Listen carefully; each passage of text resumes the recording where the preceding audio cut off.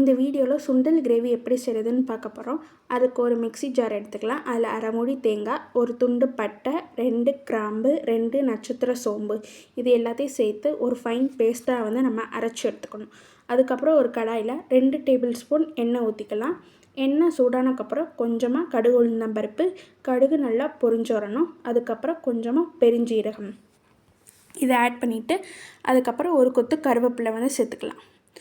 அதுக்கப்புறம் ஒரு 10 சின்ன வெங்காயத்தை பொடி பொடியாக நறுக்கி வச்சுருக்கேன், அதையும் சேர்த்துக்கலாம். வெங்காயம் நல்லா கோல்டன் ப்ரௌன் ஆகிற வரைக்கும் நம்ம வதக்கணும்.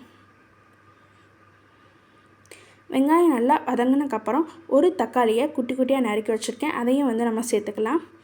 இப்போ தக்காளி நல்லா வதங்கினதுக்கப்புறம் அரை டேபிள் ஸ்பூன் உப்பு சேர்த்துருக்கேன். அதுக்கப்புறம் மசாலா பொருட்களுக்கு அரை டேபிள் ஸ்பூன் மஞ்சள் பொடி, அரை டேபிள் ஸ்பூன் கரம் மசால் பொடி, கொஞ்சமாக பெருங்காய பொடி, 1 டேபிள் ஸ்பூன் குழம்பு மிளகாய் பொடி, அரை டேபிள் ஸ்பூன் வத்தப்பொடி ஆட் பண்ணியிருக்கேன். இப்போ மசாலாவை நல்லா வதக்கினதுக்கப்புறம் 1 டேபிள் ஸ்பூன் இஞ்சி பூண்டு விழுது ஆட் பண்ணிக்கலாம். இப்போ இது எல்லாத்தையும் வதக்கினதுக்கப்புறம் சுண்டல் வேக வச்ச தண்ணியை நம்ம ஆட் பண்ண போகிறோம். தண்ணி நல்லா கொதித்து வந்தக்கப்புறம் நம்ம வேக வச்ச சுண்டலை அதில் ஆட் பண்ணிக்கலாம். இப்போ இதெல்லாம் நல்லா கொதிச்சக்கப்புறம் நம்ம அரைச்சி வச்சுருக்கிற அந்த ஃபைன் பேஸ்ட்டை இதுக்குள்ளே சேர்த்துக்க போகிறோம்.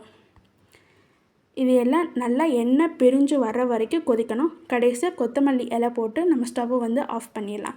சுவையான சுண்டல் கிரேவி ரெடி ஆச்சு. நீங்களும் வீட்டில் கண்டிப்பாக ட்ரை பண்ணி பாருங்கள். எப்படி இருந்துச்சுன்னு கமெண்ட் பண்ணுங்கள். எங்களோட யூடியூப் சேனலுக்கு லைக் பண்ணுங்கள், ஷேர் பண்ணுங்கள், சப்ஸ்கிரைப் பண்ணுங்கள். தேங்க்யூ.